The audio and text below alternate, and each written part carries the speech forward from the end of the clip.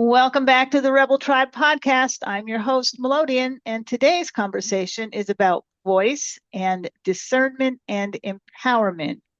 We're not going to talk about political parties or policies or candidates, but we are going to talk about the need to get involved in the political process. My guest today is Travis Misurell, the founder of Future Is, a civic empowerment and initiative focused on helping everyday people feel less overwhelmed, less silenced, and more confidence using their voice in the world around them.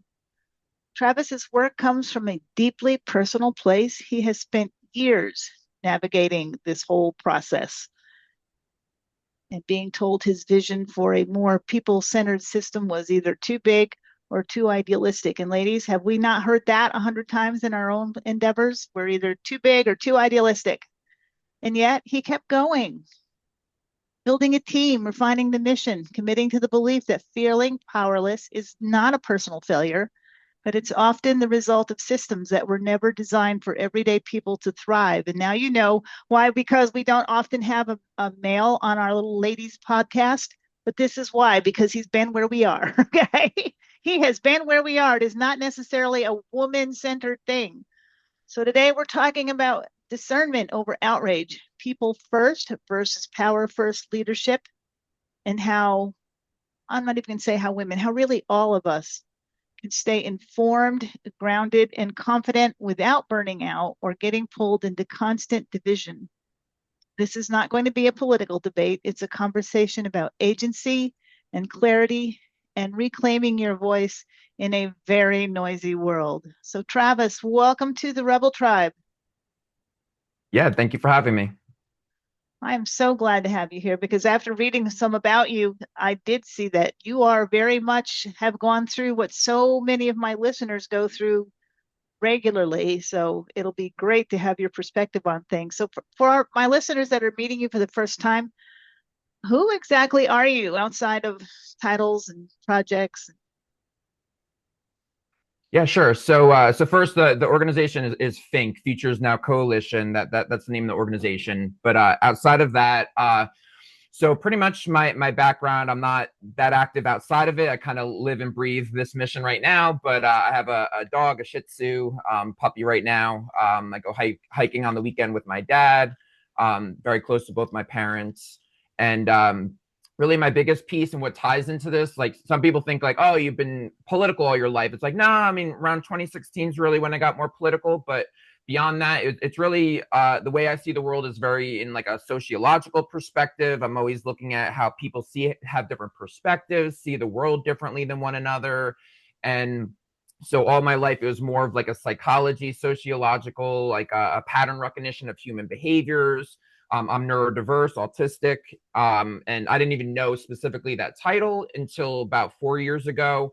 But all my life, I knew I was different. I was always looking for the right label to fit for myself. And for whatever reason, I didn't figure out it was autism until later in life. But always since like literally sixth grade math classes, when I looked around the room, like, you know what, I observe things differently. I see things differently. There's something different the way my brain works. So that's my biggest identity is how I see the world differently than people. And there's a lot of benefits to it. There's a lot of cons to it, and it just is what it is.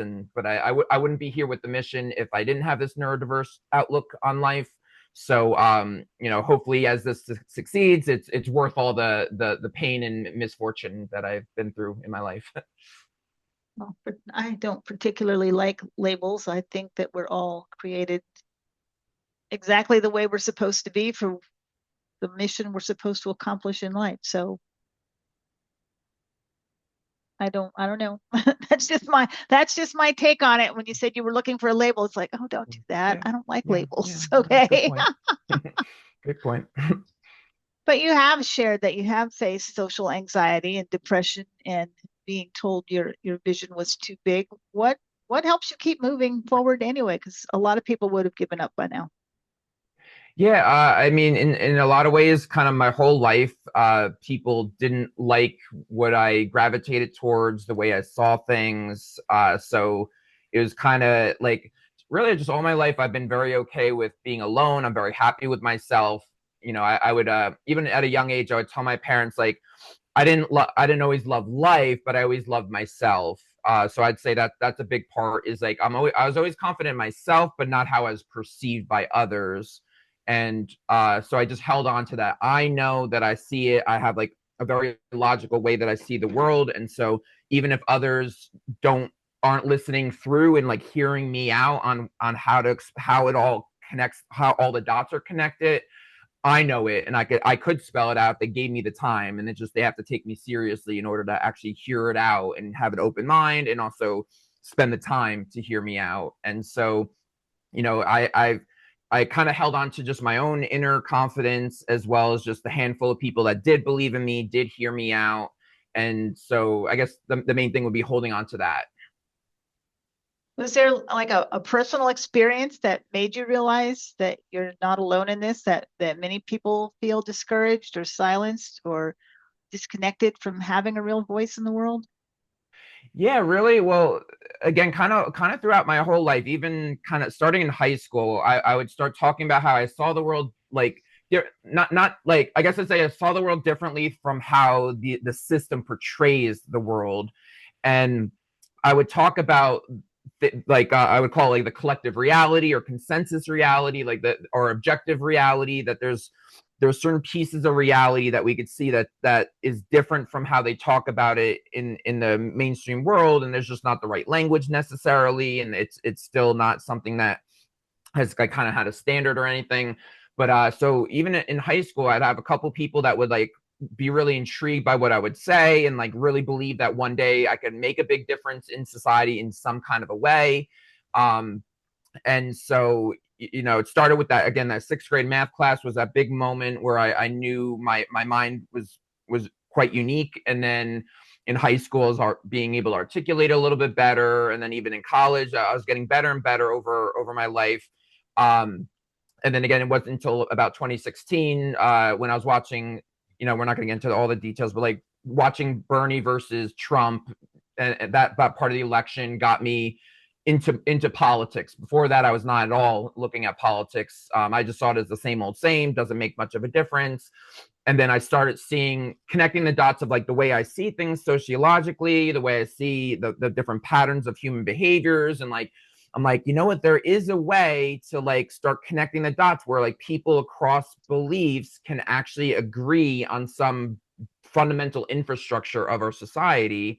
And so originally is more like that sociological and general society. And I realized, the way to make this happen is through politics. And so that's where it started shaping into like more of a political specifically framing. If you can make people agree on anything, you will be a miracle worker. But I don't know, we all, particularly women, we're all feeling kind of overwhelmed, I think, and confused. And a lot of us we're just done. We're just turned off by the whole system altogether. Why? Why do you think so many people are, especially the women? Why do you think so many of us feel that way? Well, a lot of it is the system. We're at the like this late stage where democracy is starting to fall apart. Trust in government, trust in media has been falling apart. And this is not just one specific president or candidate. It's been moving this direction over arguably there's different spans of time, at least a decade, maybe more. But it's just more of a concentration of power. There's all the misinformation going on. It's the extremes of different voices going on.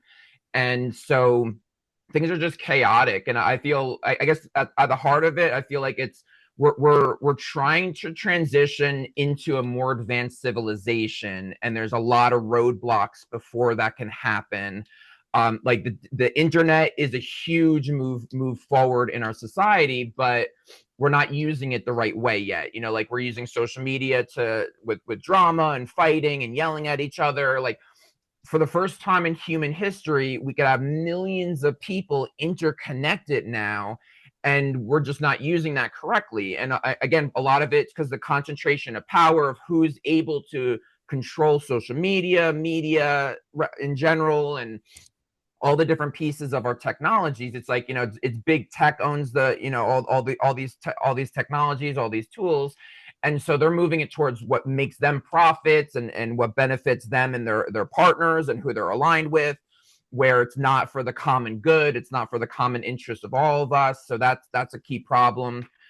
So I guess in a nutshell, it's just that there's just like this, it's just the concentration of power. There's like kind of manipulated narratives. There's like, a left establishment narrative, a right establishment narrative, and then all the grassroots voices are kind of pushed aside. They're not allowed to have as much of a voice, and those that are in power, they're moving it to their own interest and not the common good. And it's not like, oh well, what we should do what the majority wants instead of just what this 1% wants. And so it's just causing a lot of confusion with the misinformation. And then even just social media, there's beautiful pieces of social media where we can like right now it's the first time that millions can talk, and there could be like niche groups of like a certain niche group of people that can find each other and different ways to match make each other, from dating to work and other situations. So there's good parts of social media, but then it's also at this stage, misinformation can spread very quickly, drama and rumors and things like that. So it just society kind of needs to just sort that out. And right now it's just a chaotic internet, and we need to it needs to start like coming to fruition what it's meant to be all along, which is like a way to interconnect us through the world and match us on our interests and further develop society, and not just be about like profits or drama or those kinds of things. I'm so tired of hearing about the left and the right. Whatever happened to the middle? Okay, a lot of us are in the middle. Yeah, we like it there. Okay. So I don't want to talk about parties or candidates because, like you said, it's not just one party anymore. It's both of them at some point have. So, what are some of the emotional reasons you think people disengage from civic life? Yeah, well, first of all, like, it feels like there's a lesser of two evils. All the polling are showing like 63% of Americans want a third party viable candidate. Trust in government is one of the lowest in modern histories, trust in media, those kinds of things. And, so the biggest thing is like people feel like their vote doesn't count, and their voice doesn't count. And so people above them are talking at them, saying like this is how you have to do it, and then you're basically stuck in like, again, lesser of two evil choices of like what this half says or that half says. And it's like, humans are more fluid, we're more complicated than that. We can't just be put in two boxes. And and then especially the two boxes, they say they're on our side, but then when they're running in office, they have to have their big donors, and they have to please those that give them the most money and give them media attention. And so there's, these allyings of people of common interest that's more in greed and profit. So they don't listen to us. Then I even find like sometimes movements are like that too. Like there's a lot of movements that are trying to do good, but they're still the members of the movement have to still conform to the movement itself. And it's like, this is what the movement believes, and now you have to fit into that box. And like, to be fair, like until now that had to kind of be it. There wasn't enough infrastructure to make it more fluid. So that's part of what Fink wants to do, is create a system, create a meta movement, a movement of movements, an ever evolving movement where it's actually a two-way street, that we're going to constantly ask Americans, what do you want? Where do you see the future? What are your biggest pain points? And actually build a infrastructure where citizens can shape the future of the movement, shape the priorities, shape the kind of the personality and the energy of this movement. And so we're trying to utilize newer technologies and the biggest part is a new framing of how to present it, to make it more two-way. But until then, so people feel very powerless. Again, there's some really great candidates out there, but they get pushed aside by those with the most money, the most power and influence. And so, maybe we go to the polls and we're voting for that lesser of two evils, but the system still kind of doesn't get better, it gets a little worse. If anything, it's never improving. We're, in the last at least decade or so, there's been a lot of economic pain for most people. The middle class is shrinking these days, regardless of which party's in power. So, people feel like things are getting worse and their voice is not being heard.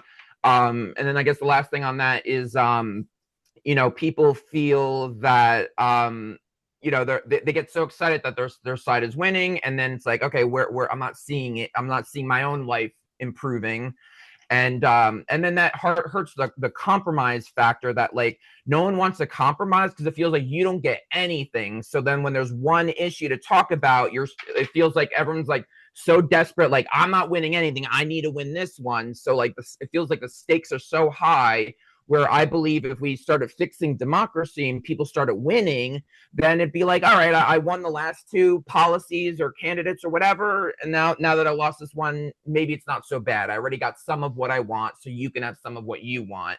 But like, there's not room for compromise if you feel like you get nothing, and it's like, well, I don't want you to get your thing because I'm not getting anything.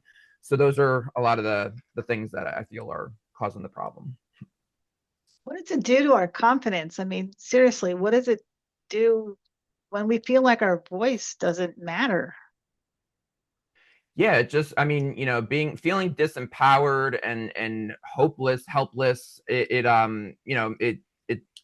causes depression and makes you feel like, you kind of just retract into yourself, and it's like you can't control the outside, so you're going to be more isolated. You're going to control what you could control, which is maybe your house, maybe like a relationship or two, but like, it makes us less likely to want to engage with others if you feel like, nothing you're doing is being heard and not making an impact. So yeah, there's a lot of problems it causes when you're feeling like you can't make change and impact things outside of yourself. Seems to me that kind of just perpetuates the whole problem then, because Yeah. we're not likely to reach out and try to Yeah. understand because we think it Yeah. doesn't matter anyway. Yeah. Yeah. You talk a lot about a people first versus power first way of evaluating leadership. So I want to talk about in everyday life, not just public leadership, but in everyday life. What does that distinction look like? Yeah, sure. So for both scenarios, well, specifically the context for candidates is like people first means somebody that's truly there for their voters or their communities, even if it's outside politics. Just they're there for the common good of their team, whatever that may be. It might be an employer of an organization. It could be a community leader, or a politician. But people first can't. People are the ones that are, they care about the interests of the collective, where power first people are in it for their money and power, fame. In the politician context, they want their big donors, they want the party leaders to lift them up rather than the voters to lift them up.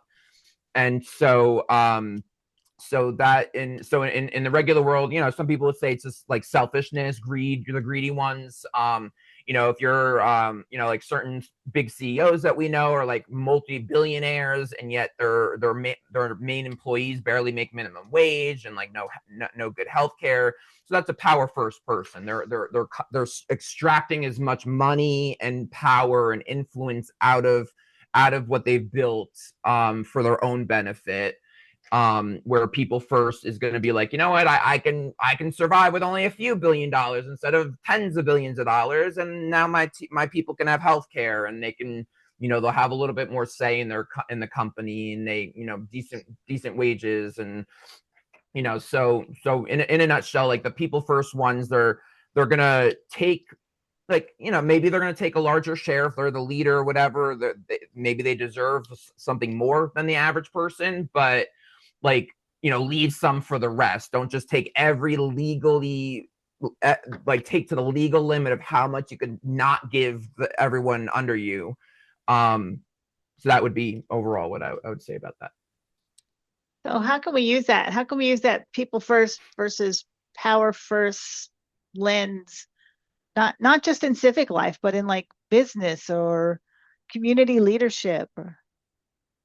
Yeah, so specifically with the politicians, it's about like seeing who's funding their campaigns. There's a site that we always talk about, opensecrets.org, where you could put a candidate, any federal and state candidate, you could see their financial backing, so you could see where's that money coming from, and is it like trustworthy sources.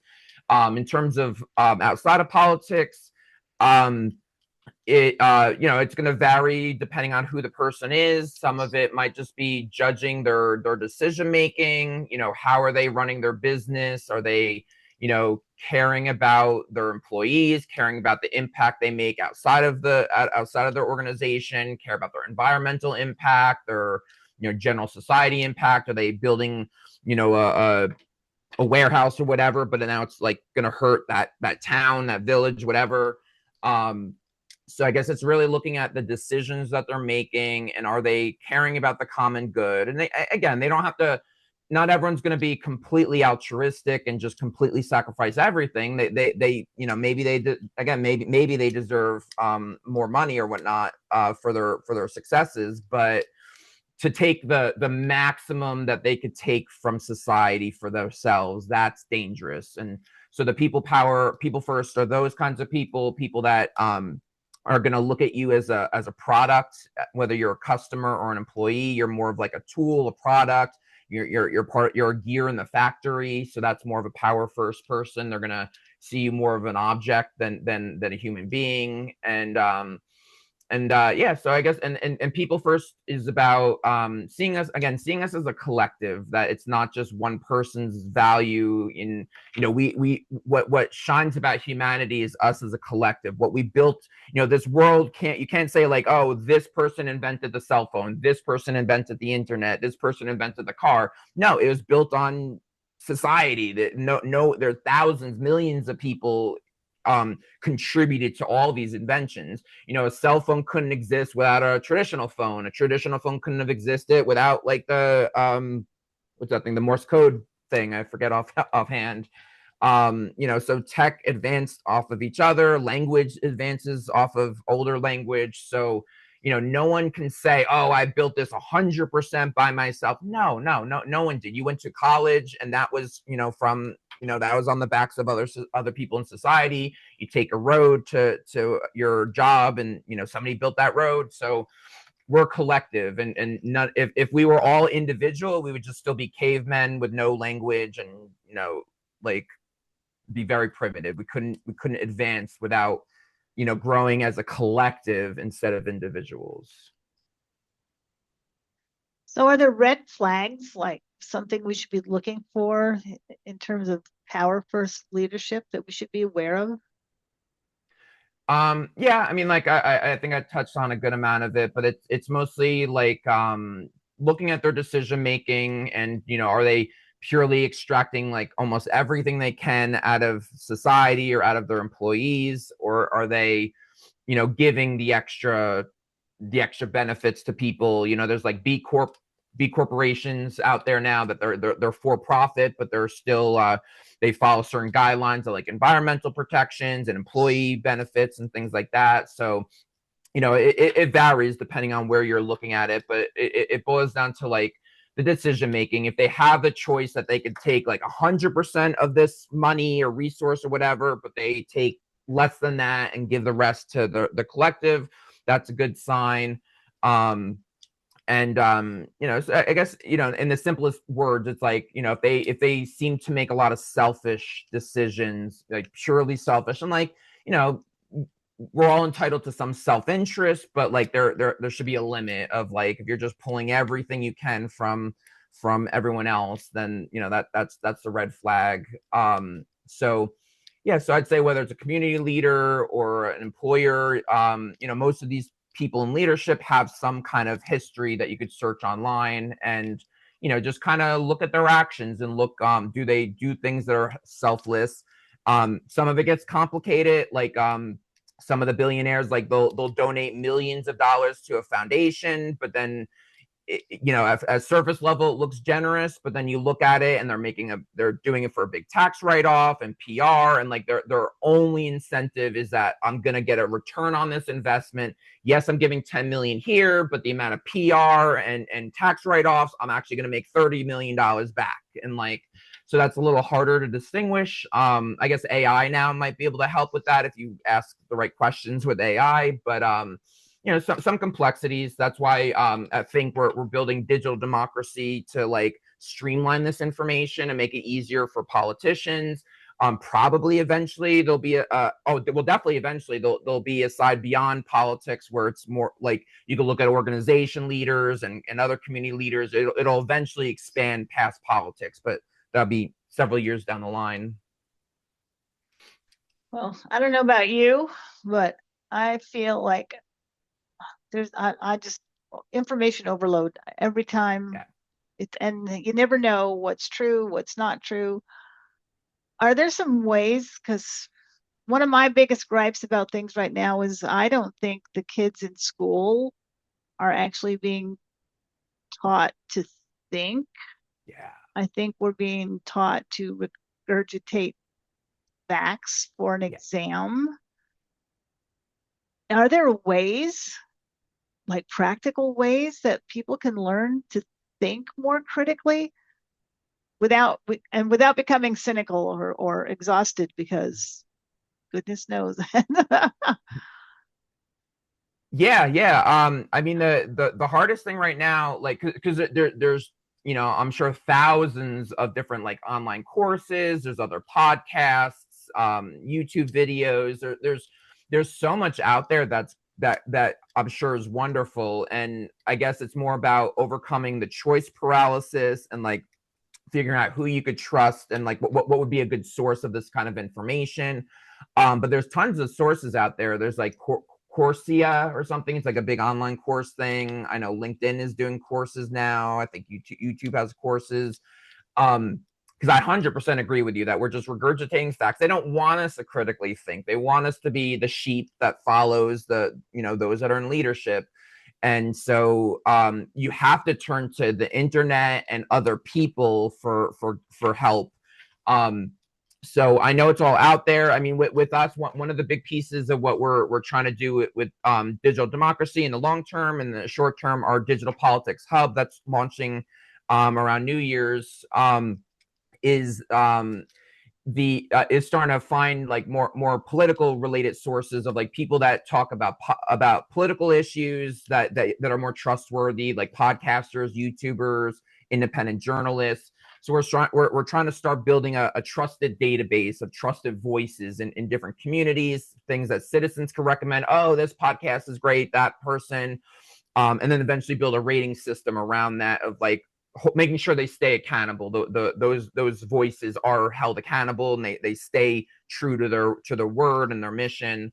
So that's on the political side. But yeah, so I mean, long story short, I'd say like there's plenty of sources out there. It just almost there's too many, and there's also a mix of like the BS that's out there. But there's plenty, I'm sure, like I don't have kids, but if I had a kid, I'd probably do a bunch of research of like what are some online courses or videos that I can play that maybe once a day there's a 10, 15, 20-minute video that you can play for your kid that teaches them a good lesson. So there's plenty of sources out there with reviews and resources. So it just at this stage, it takes a little bit of research. Again, AI could do some of that research for you as well. If you tell it exactly what you're looking for, it could point you in the right direction of different like courses and video sources and things like that. So it exists. The point is that there's plenty of good people in this world, and there's good people. There's even good technologies getting built. There's great ideas. There's solutions to so many problems. The problem is those in power don't want these things to come to mainstream. So they exist. They're not going to censor it completely, but they're also not going to promote it into the mainstream knowledge. So you have to do a little bit of digging right now.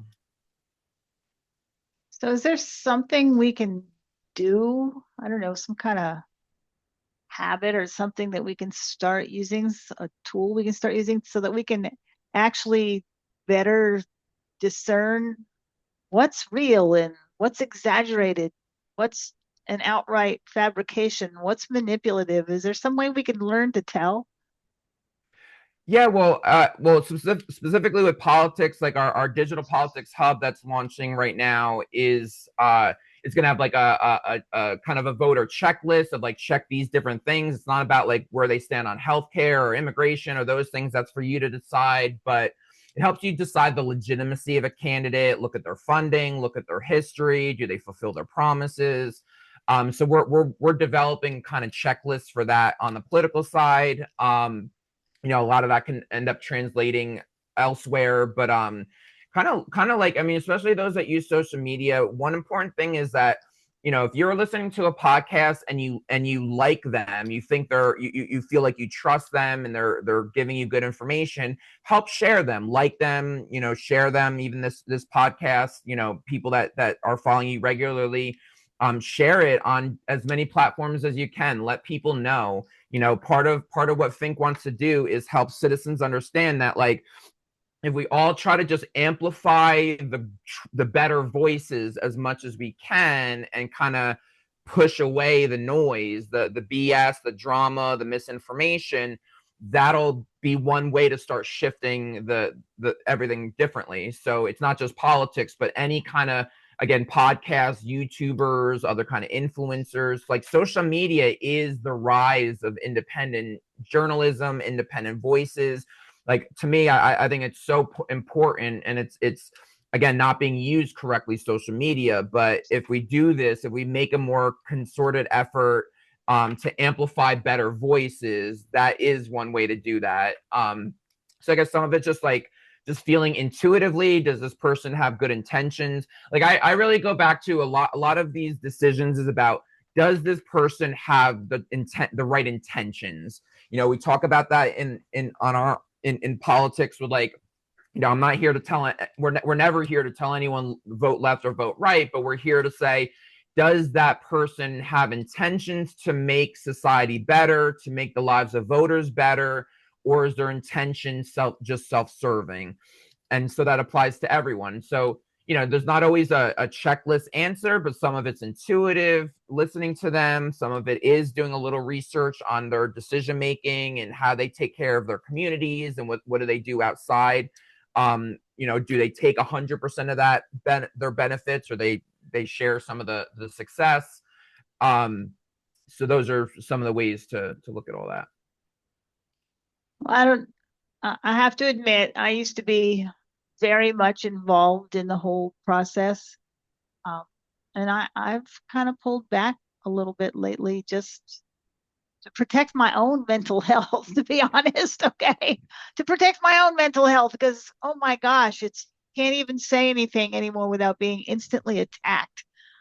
But I feel a little guilty about that. I mean, my own children, who are, they've pointed out that you're not the mom that raised us. What the heck happened?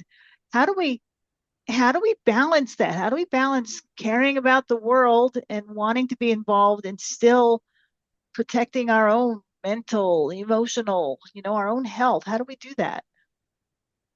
Yeah, great question. Well, so first, I guess it'd be kind of a two-parter. First part is that, don't, like, you do want to be skeptical. Sometimes people, I did just talk about how intention is a big thing for who you're following, but some organizations and some people, they have a good intention, but maybe the actions are not the best use of your time. So I guess, like, just kind of pick your battle on how you want to make an impact. Like, is this really going to help society, or is it going to just use up a lot of my time but not really make so much of an impact? I know that could be a really hard one to figure out what that looks like. But I mean, like, we're like, with Fink, we're trying to modernize a lot of, like, I've noticed a lot of movements are still very traditional. They're not utilizing social media as much. They're still like, oh, just, call your senator and, like, just focus on the protests and just focus on this or that. And, not to say that those things aren't useful, but, like, we need to do newer things and more, and, like, try new strategies and, use the social media, use what would impact more people. So more people would see things that you do. So with that part, I'd say, pick your poison. Don't put so much energy into one thing if you don't necessarily know it's going to actually pan out. Maybe it's not, it sounds good what they're doing, but maybe it's not going to help for the betterment of everyone, or maybe it's not going to, or like, they're probably trying to make a good impact, but maybe there's a better way to do it. Maybe they're too idealistic in their strategy, or whatever they're doing isn't making the change that's needed, and yet uses a lot of people's time, money, and resources. So that would be part of it. Pick your poison, pick your battle of what you want to do. Going into Think, we want to kind of help people figure out like the just, we'll call it micro actions. Again, when this digital politics hub launches, we want it to be like, there could be 5 minutes before bed that you amplify a couple voices, a couple grassroots candidates, a couple movements that you like, a couple posts that spread a little bit of awareness. But just doing like 5 minutes before bed can actually make a bigger difference than some of the older efforts that used to exist.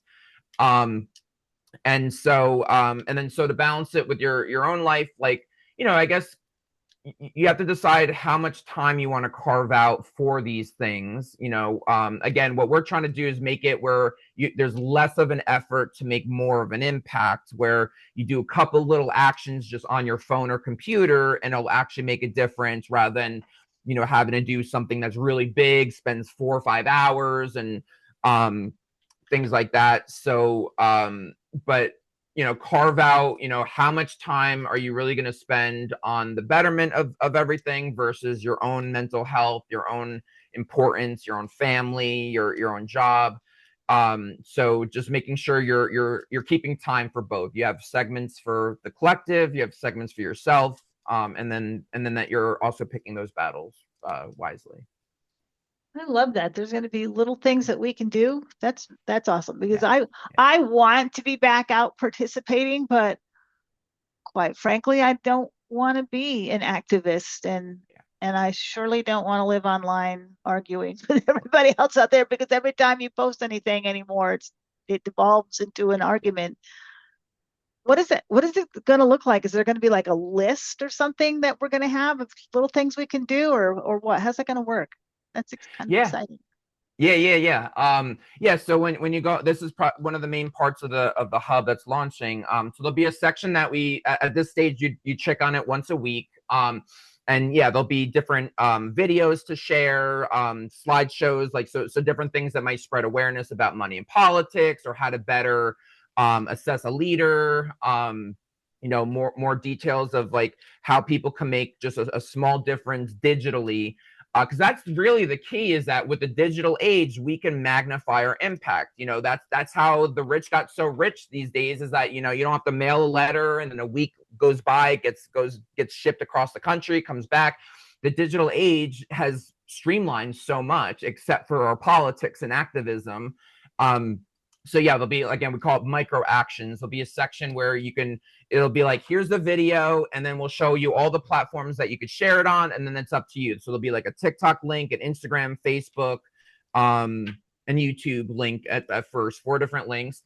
And you could just do one, or you could do all 4. And then so there'll be different content to share, and so all about the sharing, liking, and following, and just helping the algorithms pull it up and raise it higher. So some content will come from us, some will come from allies, and others that want to, nonpartisan issues of like money out of politics and more representative democracy. But the ultimate goal is to really have like, where you could just do small actions. You don't have to spend hours and hours. Just a short commitment, 5 minutes, do a couple things, or 15 minutes once a week. So those kinds of things is what we're developing right now. Sweet. What do you think changes in a person when they shift from feeling powerless to realizing that they actually do have a voice, that they do have agency? So much does. I could even see it with myself, like when there's more wins with our mission, and we see that we're like, this week I've been on, like, this is one of 6 podcasts that I've been a guest on now, and seeing that people are really resonating with what I'm saying, and we are agreeing and connecting, I can feel myself being more empowered. And I already even have a team, about a little over 15 people, part-time volunteer right now, but I even have a team. But like, the more like external validation makes me myself feel more empowered. We're still in the earlier stages of all this, and so I could and before this, I've seen we've all had our ups and downs, but so when you feel more empowered, directly helps with your confidence. You're gonna give your opinion more. You're gonna feel good about sharing. You're gonna want to connect more. When I'm not being validated, like before this and in the darker parts of my life, it's like, if you feel like everyone thinks you're crazy or they don't want to listen, like, oh, that's not how everyone else says it. It's like, well, hear me out. Like, no, like that just doesn't make sense. Like, then you don't want to share it with anyone. Then you're like, all right, well, every time I try to tell somebody what I think, they shake it off. And so I don't want to share that with anyone. So getting those little acts of validation makes you take bigger risks of like social risks of like, sharing your thoughts, sharing your ideas, sharing your interests. And then with more risks, with taking more risks, there's more opportunities for that to happen. So I think it kind of fuels a lot of our inner being. I've even noticed within myself, sometimes there's more of like, again, I could be very happy by myself, but it's still more of a calmer kind of a thing. When I'm like connecting with people, I feel more energy, more of an energy and a, more of a flow with other people. So it's more exciting than, being content with yourself is important. But then when I'm really interconnecting with others, I could feel like more of an energy, like a little bit of a rush and an energy, when connecting with people. What if you think you don't know enough? I mean, what if you honestly just think that you really don't know enough to have a voice or to share an opinion? What would you say to that person? Well, first, it is important. Don't jump on a side just because like that's what that side wants you to say. If you genuinely don't know why that side is good and the other side is bad, maybe you shouldn't push it. That's some of the problems of today is that people like, oh, just because I'm a Republican XYZ or just because I'm a Democrat XYZ, it's like, well, you don't even know what the other side is saying against that, and like, how do you know that side is correct? So I would say, being careful on sides you choose in that sense, but everyone knows something about something. Maybe you start with like, what are the top three political things that you care about or societal things that you care about? Maybe it's healthcare and social rights, and immigration. Do a little bit of research. Try to watch, either doing a lot of videos like YouTube, see a little bit of both sides, see how different voices say what the problem is, what the solution is. Try to trust your gut a little bit. So don't become like, you don't have to be a full expert in all the issues, but maybe pick a couple of issues, do a little bit more research, really feel confident that you made the right stance with that issue. Again, I'm always recommending AI. Pick your favorite AI and ask that to say like, it's very objective. Say this, I care about immigration. Give me the top 5 reasons I should be for this side and 5 reasons I should be that side, or and are there other sides that I should consider? And let it break it down, and then really feel into which side feels right by you, and then now you have a better knowledge about that issue, and now that, and then you even have some facts to say, oh well, this is why I chose that side.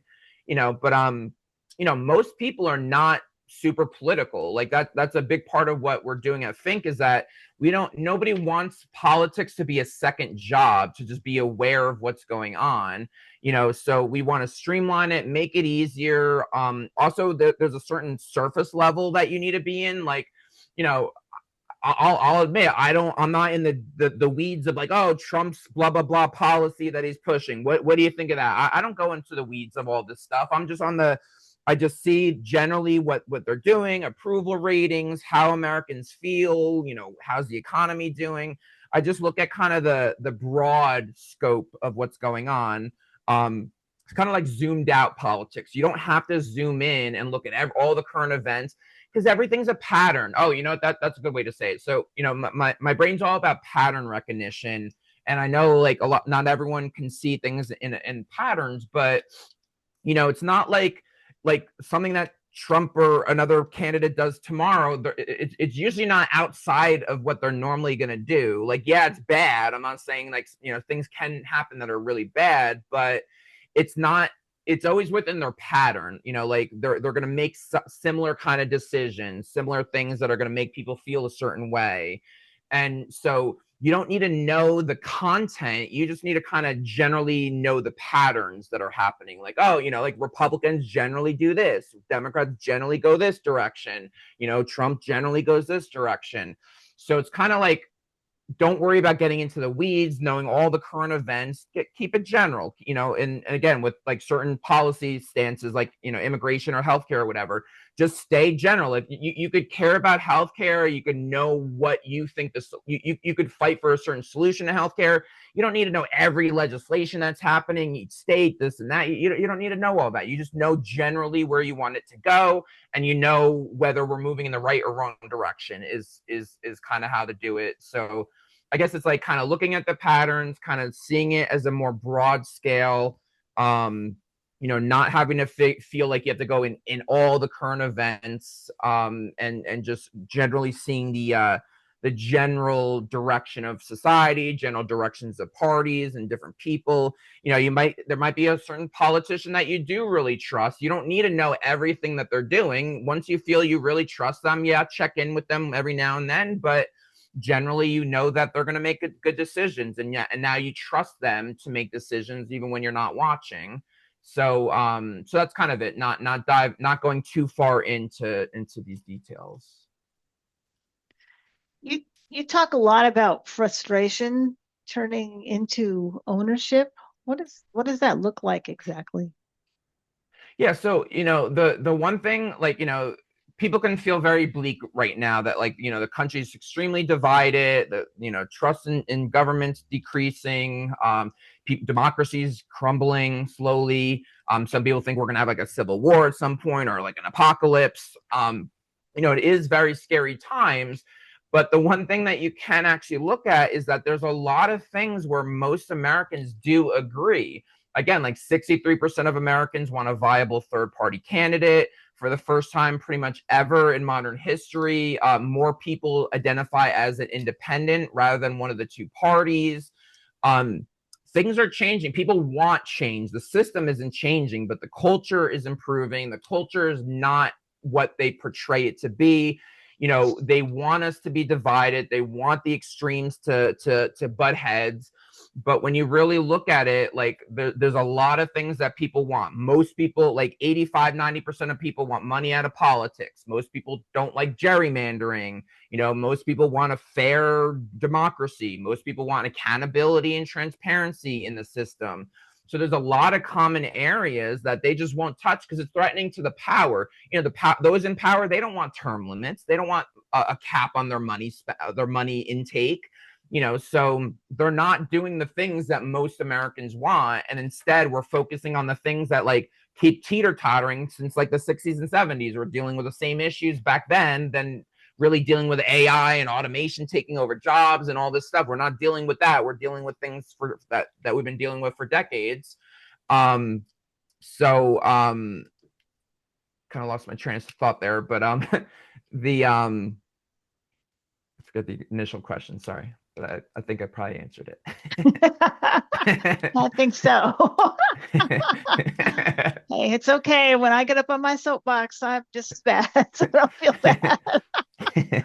But it sounds like it sounds like you have hope a little bit about the future. So I don't know, what's giving you that hope right now that, someday everyday people are going to have a real voice? Yeah. Okay. So yeah, and I remember it was about frustration. So yeah, going from frustration to hope. So again, like most people want change. Most people are unhappy with the way the system is, both their own party and the other party. That is a huge important distinction. So, they're trying to portray it that like, half the country is in one party and hates the other party, but it's not true. Most people are not identifying with either party anymore and want massive change for everything.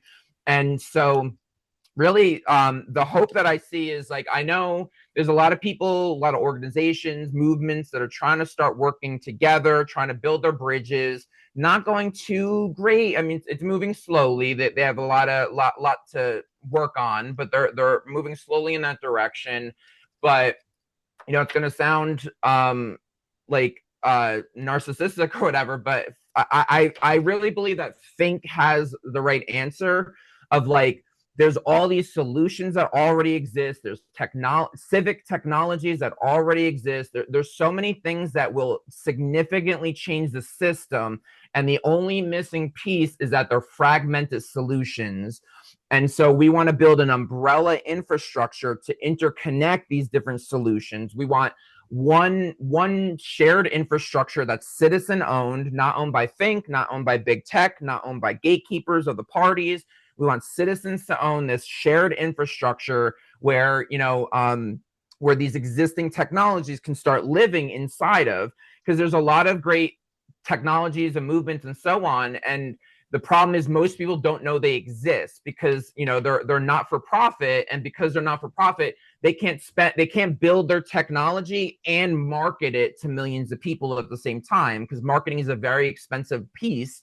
So kind of what we want to do is build a shared infrastructure, and then we at Fink are the ones that market that infrastructure, saying, hey, this is a one-stop shop for all citizens to go. Once you're there, you find the movements you like, you find the technologies will start connecting and being more user-friendly and integrated.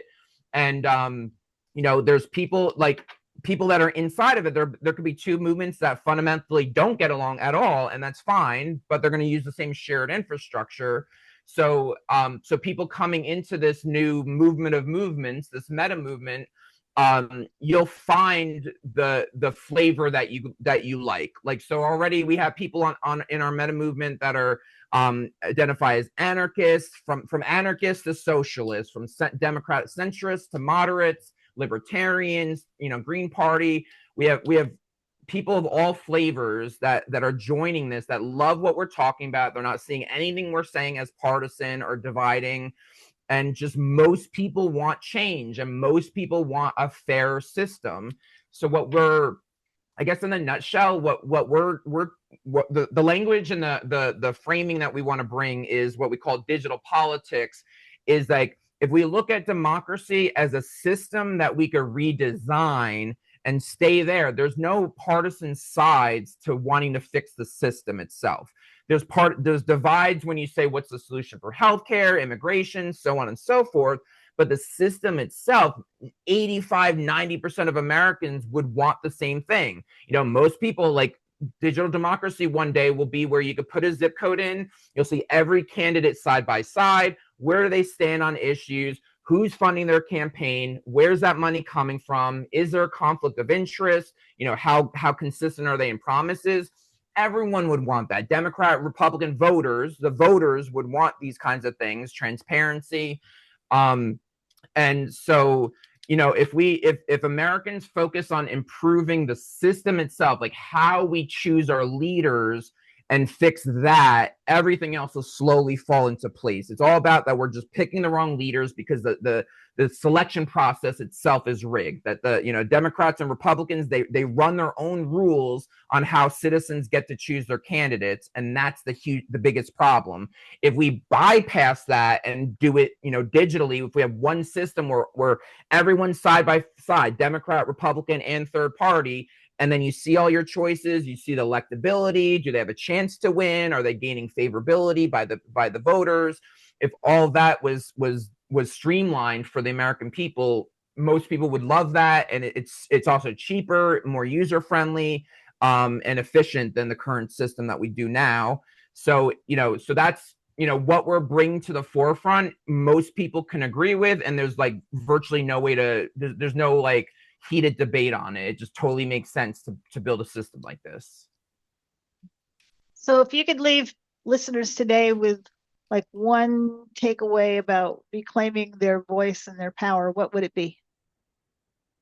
Really focusing on the legitimacy of people that you're supporting in leadership, whether it's politics or otherwise. Just looking at what we've talked about throughout this episode about, don't just listen to just because you like somebody's promises does not mean they're going to deliver on those promises. And that'd be the main distinction right? So that's the main distinction that I wanna leave with people is like, don't just take everything for face value. Like, especially politicians, we known since birth that that politicians lie. That's what they do.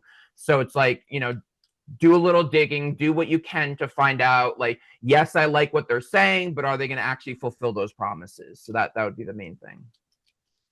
And where can people learn more about you and think if they want to, learn or just explore on their own and get involved? Or yeah, sure. So right now it'd be check our website out at futureis.org. We are on a bunch of socials. Our handle is futureis.org, all one word. We're on TikTok, Facebook, YouTube, Instagram, and a couple others. This is probably airing in January, so the hub probably launches by now. If it is, you'll see it right on our homepage. We'll be announcing it. Otherwise, it's just hub.futureis.org. And then it'll load. It's basically it's like a web app. But we have tons of social media content. We're doing videos regularly. We do videos a couple times a week, and now we're a guest on a lot of different shows, and we're making that clear. So there's tons of information out there. And then the hub is going to be more of the structured information and like an easier way to navigate. And then outside of that, we have plenty of stuff over socials and our website. And I'll put all those links in the description so everybody can find them. Travis, this has been really fascinating because, like I said, I used to be very politically active, and I've kind of withdrawn just because of all the turmoil, but you give me hope that maybe there's a way for me to get back and involved again. So thanks for joining us today and bringing this has been a pretty thoughtful, grounded perspective to a conversation that makes a lot of us feel pretty overwhelmed. Okay.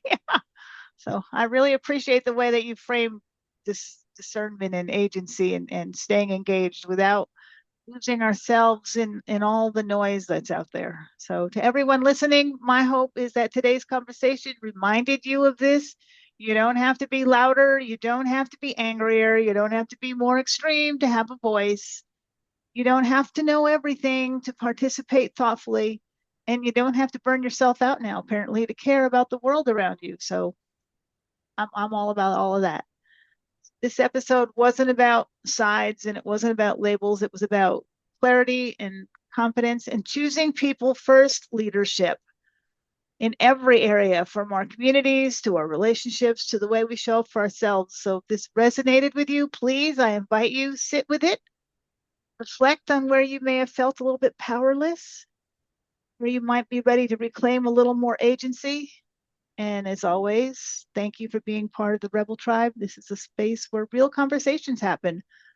Voices matter, and we learn how to stay engaged without losing our peace. So until next time, stay grounded, stay curious, and please keep trusting your voice.